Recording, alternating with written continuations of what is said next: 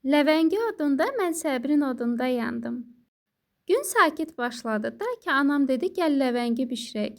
Dedim, ana, mən videoya çəkəcəm, sən bişir. Anam da razı oldu. Razı oldu, amma elə bişirməyə başladı ki, sanki MasterChef finalına çıxırıq. İlk olaraq başladı soğan doğramağa. Vallahi mən ağlamadım, amma soğan ağladı. Anam dedi ki, qızım, gözəllik əziyyət istəyir, bu da yeməyin gözəlliyidir. Dedim, ana, bu gözəllikdən gözüm çıxacaq. Turşunu tökdü, qaşığı yaladı, qoydu bir kənara. Mən kameraya çəkdim. O hissəni sonra kəsəcəyəm. Ya da bəlkə saxlayım, xalq görsün gerçək həyat nədir dedim.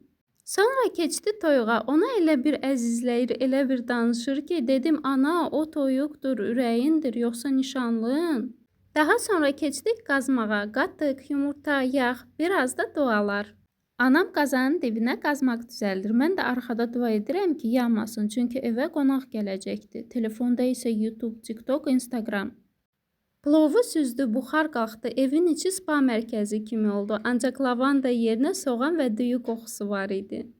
Və hazırdır. Süfrəyə baxıram, ləvəngi ortada, plov yanlarında. Anam deyir ki, çək paylaş, qoy cəmaət də görsün ki, əziyyətlə bişən yemək necə olur. Dedim, yaxşı çəkdim, amma sabah bir dənə yumurtalı çörək çəkək ki, bu ləvəngi məni yordu. Anam bişirdi, mən çəkdim. Sizlərə də bəyənmək düşür.